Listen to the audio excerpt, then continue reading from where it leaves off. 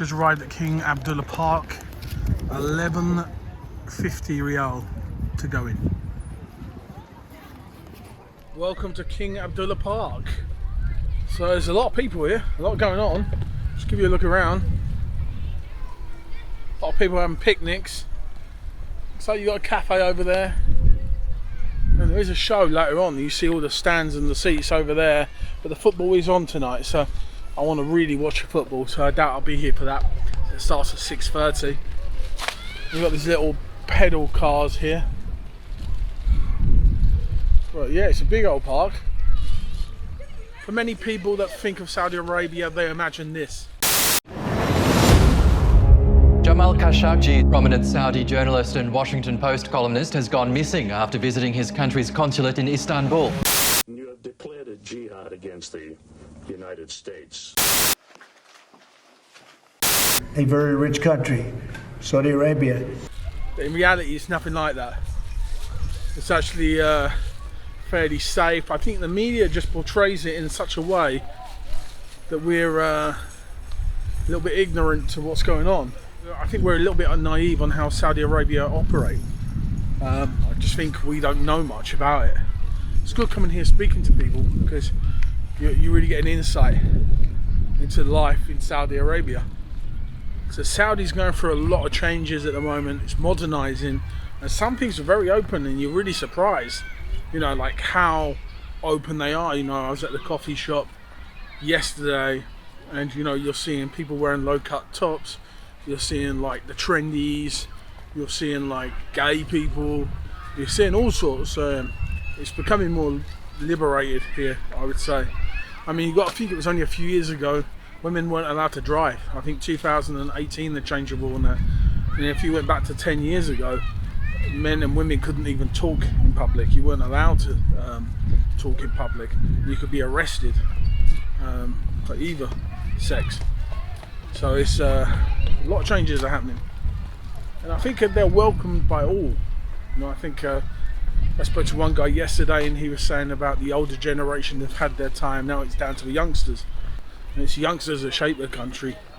And a lot of these reforms are done by the Prince Mohammed bin Salman, and he's the one that's trying to compete with Dubai, trying to compete with Abu Dhabi and Qatar, and so he's putting like a lot of these reforms in place to attract tourism, and not just rely on the oil money. And they want it to be a big tourism hub. Obviously, it has a lot of people that come here for pilgrimages, Hajj, I think they call it, to Mecca, and you know, there's millions of people that come every year for that. But I think they just want to attract some tourists with money, I think, and it doesn't matter where they're from. The other day, Fat Joe, DJ Khaled and Busta Rhymes were here.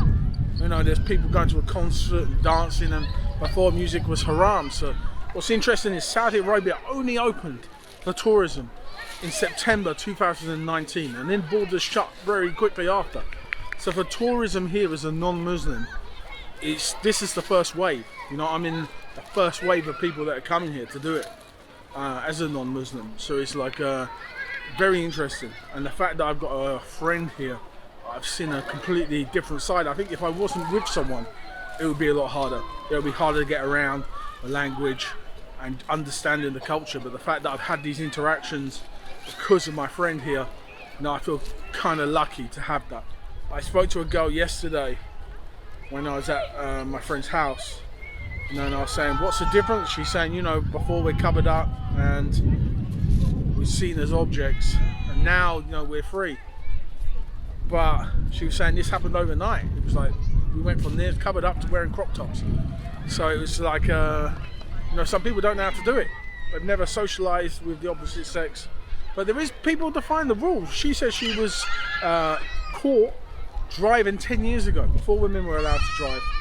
So I think what's surprising here is people bend the rules and they break the rules, and we think that means you're going to get your head chopped off, but it doesn't.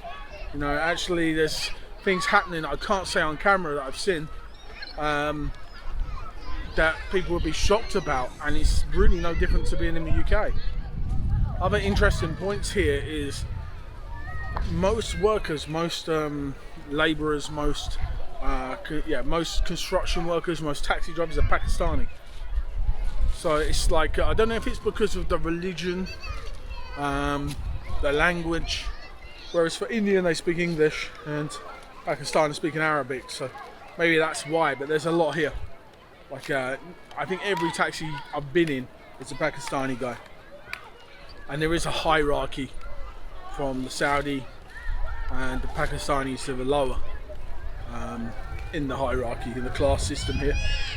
And that was much the same in Doha. You know, the Qataris are considered the top, and then everyone else is below them.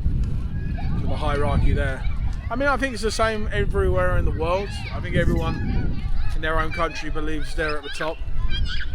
I didn't manage to see everything I wanted to see here.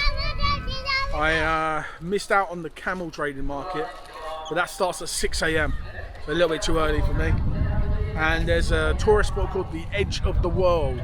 It looks amazing, so I haven't managed to do that. But luckily the Saudis give us 90-day entry, multiple entry for like 1 year. So maybe I'll come back in the next year, you know, maybe if the flights work out.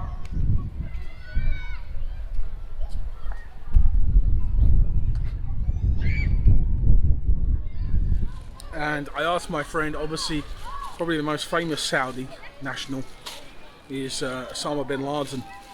And I asked, because the family were very wealthy, they had buildings and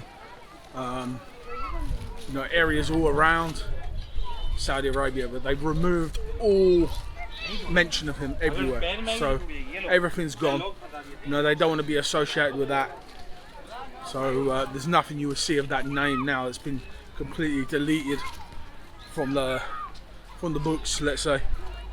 And they actually exiled his family out of Saudi Arabia. Okay, I hope you've enjoyed these Saudi videos. Check out the channel for more videos from different countries around the world, and I'll see you on the next video. Bye bye.